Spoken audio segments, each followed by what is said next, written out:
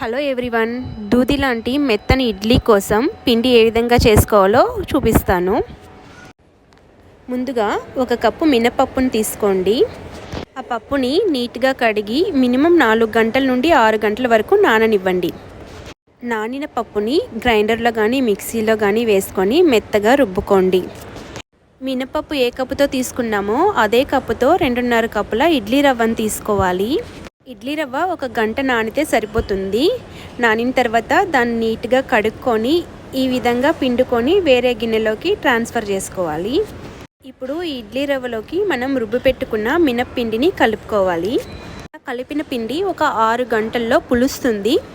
ఈ పిండిలో రుచికి సరిపడా ఉప్పు కలుపుకోండి. తర్వాత ఇడ్లీ బాండిల్లో అడుగున 1 కప్పు వాటర్ పోసుకొని తర్వాత పైన ఈ విధంగా ప్లేట్ పెట్టి ఇడ్లీని పెట్టుకోండి. ఇంతేనండి, ఇడ్లీలు రెడీ అయిపోయాయి. If you like my recipe please